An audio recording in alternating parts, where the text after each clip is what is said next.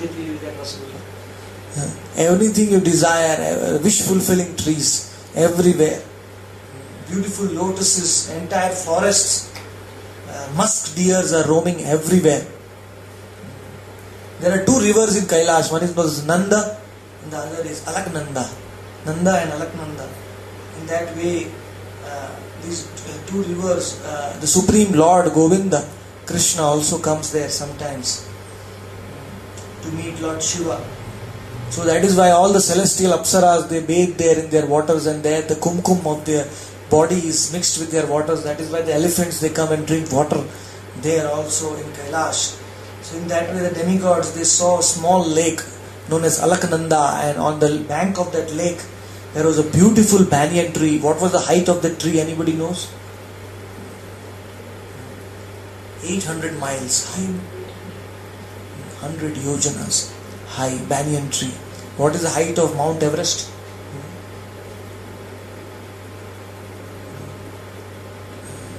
Mount Everest maybe how many? 33,000. Yeah, very very small compared to this tree.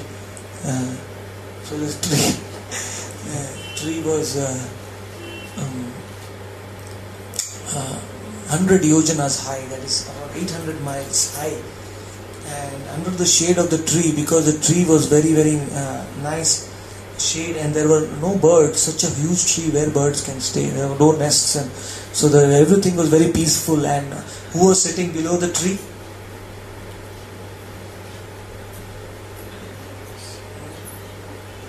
Lord Shiva. This is the tree.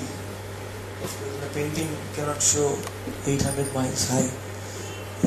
But Lord Shiva is very peacefully standing. His left foot is on his right foot. This is known as Virasana. And his finger is pointing like this. It's Rudraksha. Mala is there in one of his fingers. And he is instructing Narada and Kuvera and Vyasa, and all of the great sages are sitting at his feet, and he was very grave because he has given up all anger. And the four Sanat Kumaras also are sitting, and Shiva is instructing them about what? About Bhakti Yoga, how to worship the Supreme Personality of Godhead, Lord Krishna. So in his head there is a crescent moon, half moon on his head, and because he is covered with ash, he is looking like an evening cloud. And in that way, all the demigods, Lord Shiva, saw Shiva sitting very peacefully. They offered their pranam and obeisances, and Lord Brahma started glorifying Lord Shiva. He says, "My dear Shiva, you are Harihara." Means there is no difference between you and Krishna. You are a special avatar, guna avatar of Krishna to annihilate this whole creation. So my dear Shiva, please, you are very forgiving also. Your other name is Ashutosha. You easily forgive. So please forgive these demigods and Daksha, and please restore them back to life. Brahma is praying.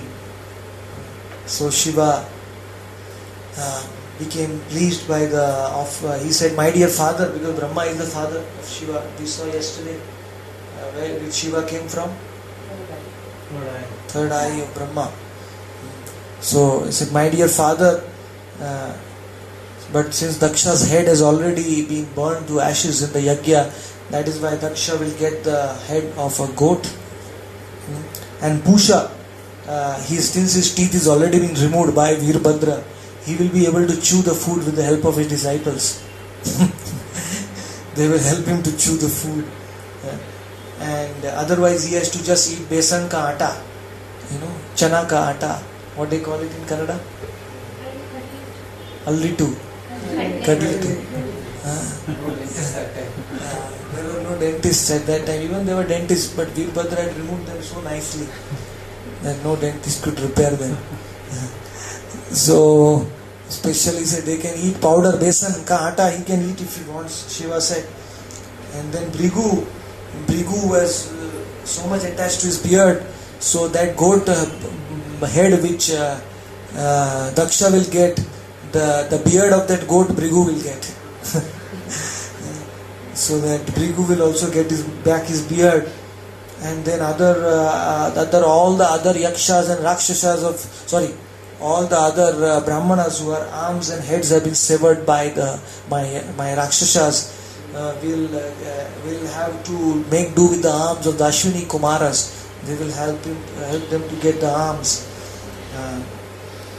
And in that way Shiva tried to make some compromise in order to bring them back to life. And Brahma said, my dear Shiva, let us go back to the assembly and let us, please, so that Raksha can get back his life. So in that way, under Shiva's direction, Raksha's goat head was brought and it was fixed on his body. And as soon as the head was joined to his body, immediately Daksha came back to his consciousness. And immediately he saw Shiva in front of him and he fell down on his knees and offering obeisances. He told Shiva, oh, what a crime, what offense I have committed. I am the greatest sinful person. I have offended you. I got puffed up by my material position and power. So my dear Lord, my dear Shiva, please help me to complete this sacrifice. So again that sacrifice was started, and in the fire called Purodasa, oblations were offered by the Brahmanas by ghee and by worshipping, chanting the mantras of the Lord, and ultimately being pleased by the offerings now, because Daksha got a humble attitude, humble feeling. When a person becomes humble, then the Lord Vishnu is pleased. Unless one is proud and egoistic, then one cannot approach the Lord. So when Daksha became humble, even though he got a goat's head, but now his consciousness was right. The Lord does not see our external dress. We may be a goat or a cat or an animal or elephant, but if we are humble and we respect his devotees, then the Lord will surely come and accept our worship. So when he was worshipped, the Lord came, the Lord exhibited a special form of 8 hands. In 4 hands he was carrying the Shankha, Chakra, Gada and Padma, and the other hands he was bow, shield and sword and arrow. Other 4 hands, arrow, bow, shield and sword he was carrying. And he was sitting on Garuda and various kinds of paraphernalia. The white chamaras, they were flying in the sky, they were fanning the Lord. Nobody was fanning them, they were just automatically. They were flying in the sky. They were fanning the Lord. And when the Lord became visible, everyone got on their knees, offered obeisances to the Lord. And everyone accepted their own faults and everyone glorified the Lord. In front of the Lord, we should not think I am great. We should accept our faults. Kim Bruve Janardana.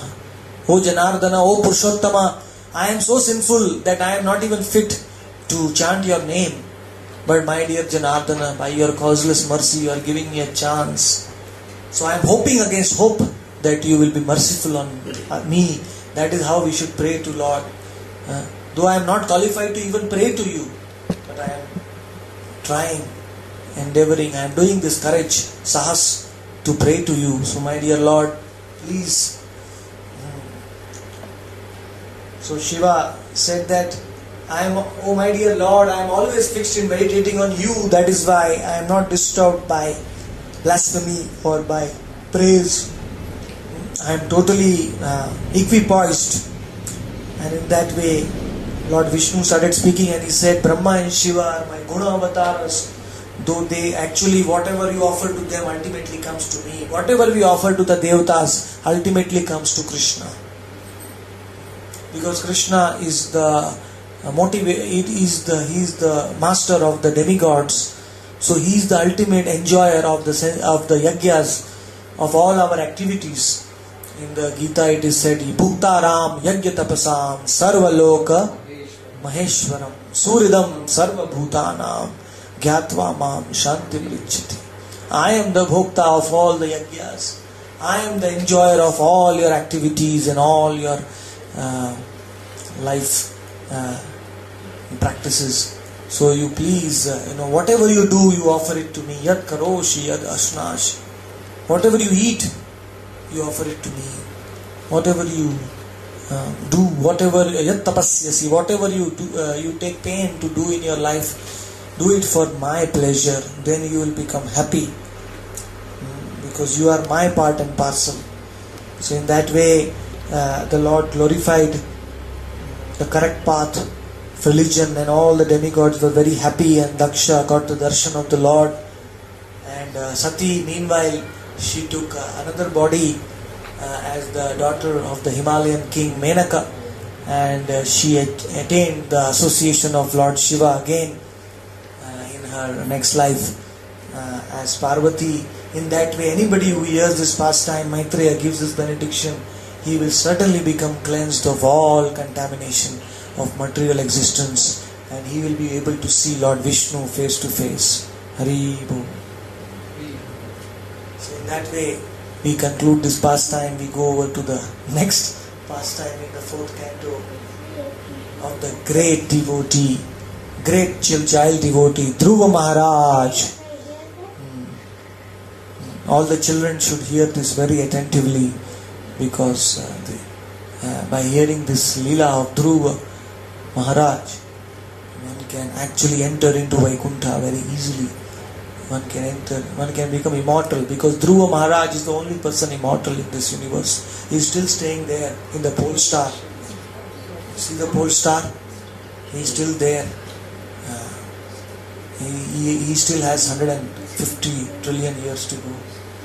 After that, the pole star will enter into Vaikuntha. So, Dhruva, before that I'll give you a rough background of Dhruva, Vansha. The 4 Sanat Kumaras, Narada, Ripu, Hansa, Aruni and Yati, the 5 of them, they never married. But other people, other sons of Brahma, Adharma married, and Adharma married to Mrisha, or falsity. And there were 2 demons created, Damba and Maya. And from these demons, Niriti, from Damba and Maya was born Lobha and Nikriti. All the Asuras are getting born. And from Lobha and Nikriti were born Krodha and Himsa. And from the union of Krodha and Himsa was born Kali and Durukti. Durukti means bad speech. And Kali, all of you know. And by combination of Kali and Durukti, who was born? Mrityu and Bhiti. Death and fear. And from the union of Mrityu and Bhiti, who was born? Yatana and Niraya. Means tremendous suffering and hell. So ultimately, the ultimate offsprings were born, which were giving a lot of suffering. So ultimately, only the 2 sons of Brahma, Swayambhuva Manu and Shatarupa, they came out of Brahma's body. We saw yesterday, they gave birth to 2 Priyavrata and Uttanpada. Priyavrata's Leela we'll see in the 5th canto. But Uttanpada had 2 wives, Suruchi and Suniti. All of you know this pastime, Dhruva. And out of that, Suniti was a very humble wife. But this King Uttanpada, even though he was the king of the whole earth, he was not giving very much respect to Suniti. He was treating her as a maid servant, Dasi. And all his love was concentrated for Suruchi. And who was Suruchi's son? Uttama. Uttama, who is sitting on the lap of Uttanpada, left lap. That is Uttama. He was the son of Suruchi. And Suniti's son was Dhruva. So one day while playing, Uttama was sitting on his left lap. So Dhruva came and gradually started climbing onto his right lap, thinking, it's my father, I can sit on his lap. Why not? It is my right to sit on his lap. And when he was normally Uttanpad would treat both of his sons equally, but because of Suruchi's presence, he was a little bit afraid to give respect to Dhruva. So that is why Suruchi understood this and immediately took advantage of her husband's weakness, and she started speaking very envious. She was very envious of Dhruva because he was her stepson, and she started displaying her anger. He said, "My dear Dhruva, you do not deserve to sit on the lap of my husband. You do not deserve to attain this throne. Why? Because you have not been born from my womb. You are not my son. You are not qualified to sit on your father's lap. Your attempt is doomed to failure, Dhruv. Don't try it at all, because you are not my son. If you at all desire, if you want to sit on the throne and sit on your father's lap, then what you should do? You should take rebirth from my womb. You should go and worship Lord Narayan in the forest, and you should request him to give you another birth as my son. Then you can sit on on your father's lap. You should be born." So, and when Dhruva heard this kind of a talk, Dhruva was, inbred Kshatriya. Kshatriya spirit is, Kshatriya cannot take any insult. Kshatriya spirit is like that. So he started breathing heavily, just like you hit a snake. Now his snake starts hissing. Similarly, Dhruva started breathing heavily, he bit his lips. And he remained silent. But he saw his father was silent, he was not speaking anything because of fear of Suruchi. So he thought, there is nothing I can do here. So Dhruva immediately started walking away, and he walked to his mother, crying very, very pitifully. He was crying, and he went to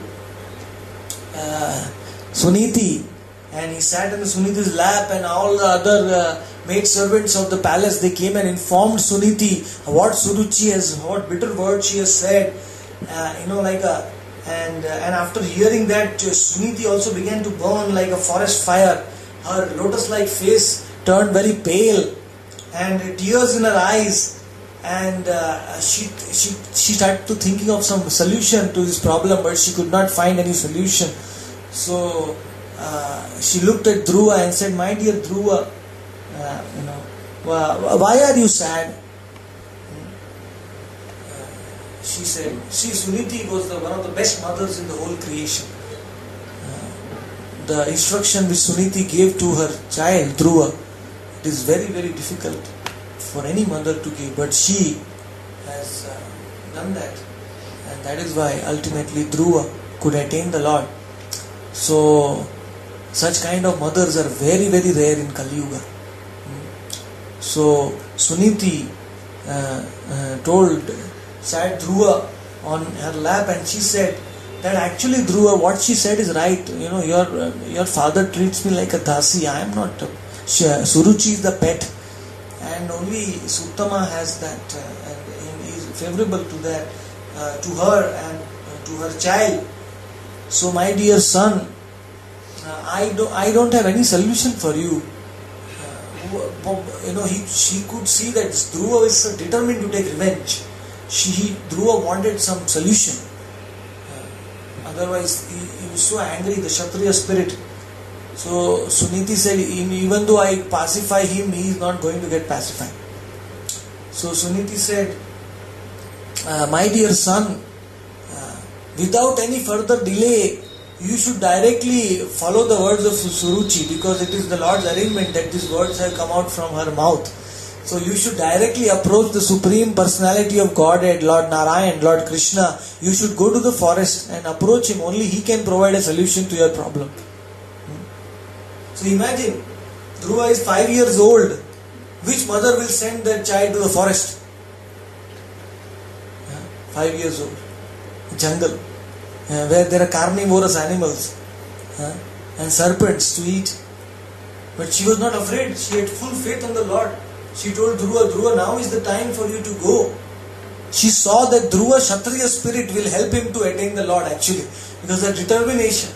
So she channeled his spirit in the right way.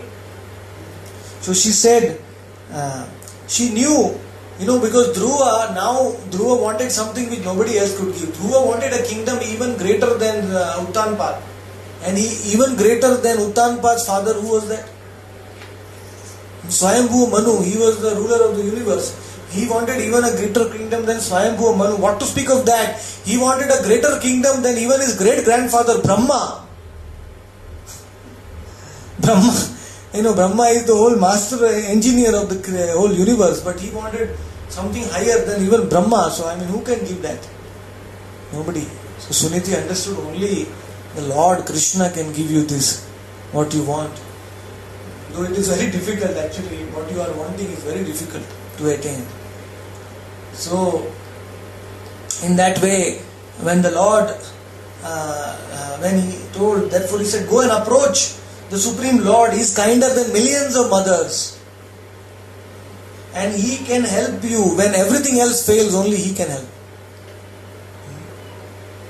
When everything else fails in our life, whom do we approach?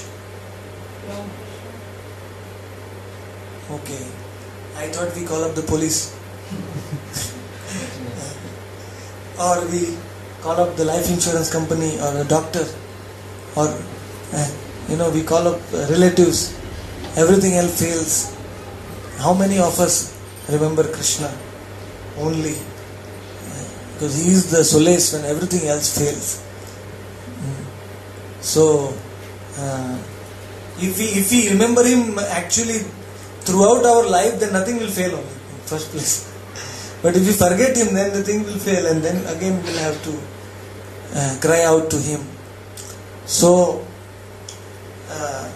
Suniti's instructions, Suniti was fully aware of the glories of the Lord. So Dhruva left home and he went into the forest as a small child.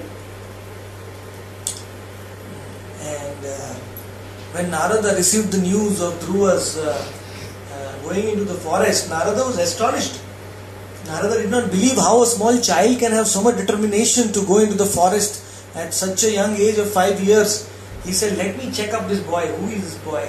How did he get this determination? So Narada came and Narada lovingly touched Dhruva on his head with his lotus hand. All auspicious hand. And that Dhruva was very fortunate. And then Narada started thinking, oh, how wonderful is the Kshatriya spirit. Once they are insulted, they cannot forget it. They want the revenge. How wonderful this spirit is. Nowadays in Kali Yuga, how many times we are insulted? But we forget it so quickly. But that is why it is in Kali Yuga, nobody is Kshatriya. All of us are Shudras. Kalau Shudra Sambhava. Everybody is born from a Shudra because the Kshatriya characteristics, the Brahmana characteristics, the Garbhadan Sanskar is not done during our birth. The mother and father have to do Garbhadan Sanskar. Then only the child which is born is actually a Brahmana. So Garbhadan Sanskar nobody is doing. In fact, in Kali Yuga nobody knows what is Sanskar. There are 48 kinds of Sanskar, right from birth till the death. There are 48 kinds of sanskaras mentioned which the parents should do for their children. But nobody is doing in Kali Yuga. So we are actually born, even though in a Brahmana family we don't have the qualities of a Brahmana. So, but Kshatriya, Dhruva was a Kshatriya and he made best use of that quality. And he was so attached to attain the result. And Narada actually was sent by Lord Krishna only to give right direction to Dhruva. But Narada, the duty of the Guru is not to throw pearls to the monkey. If you throw a pearl to the monkey, what will the monkey do? Destroy the pearls. No value.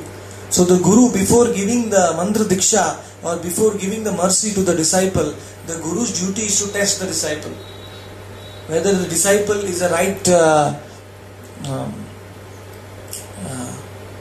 receptacle for that mercy or not. So Narada decided to test Dhruva Maharaj. Said, oh Dhruva, you are a very small boy. Children have no conception of honor and dishonor. How come you are feeling so insulted? Children, they just keep on playing. And you heard the words of your stepmother how come it has insulted you? Then he started preaching very high philosophy to Dhruva, Narada Muni. He was testing Dhruva to go back. Because he will give only the mantra only when he sees that Dhruva is really determined to achieve the Lord. Accepting the Guru is not for show or for fun. It is only for those who are serious to attain God. So he wanted to check up that. So he told Dhruva that see Dhruva, whatever comes in our life is due to our past karma, our activities. Bhunjana evatma kritam vipakam. That and one should accept that as a mercy of the Lord. Okay, you have been insulted because you must have insulted someone in your previous life. So now you have got insulted. Everything is happening because of our karma. So just accept it as a mercy of the Lord. Why are you getting angry? And what you are going to try is impossible, because many yogis have gone to the forest trying to attain Krishna, and they are trying for many lives, they are still standing there. They have not even touched the toenails of Krishna. They have not even seen that. So how do you think you will attain at such a young age? 5 years of age, how do you think you will attain Krishna? Later on when you grow up, you remind me, you call me, I will, at that time I will come. When you grow up, I will help you at that time to attain the Lord. And Dhruva, by the way, everyone should remain satisfied in happiness and distress. One should remain equipoised. One should not get disturbed. Whatever is not there we don't deserve, we should not ask for it. Desire and deserve. So we deserve because of our karma. So even if we desire something which we don't deserve, we are not going to get it. Like a beggar says, I want 1 crore rupees. Come on, right now. Will the beggar get it? No, because of the past karma, the beggar does not deserve it. So we should remain satisfied, and we should not hanker for what we don't have, and we should be satisfied with what we have. So hearing all these nice instructions from Narada, you know what Dhruva said? Dhruva very intelligent. He counteracted this instruction from Narada in an indirect way. He said to Narada, Narada, you are right, my dear Narada, my dear Guruji, what you are saying is perfectly right. But what you are talking about is, you are talking about these instructions for those who are in the mode of goodness. Whereas I am in the mode of passion. I am a Kshatriya. I want revenge. I am insulted. I am ignorant. I am angry. All your instructions are bouncing off my head. I cannot understand what you are talking about. So very intelligent. I am born in a Kshatriya family.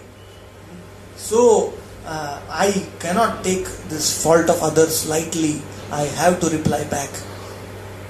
I have to counteract my insult.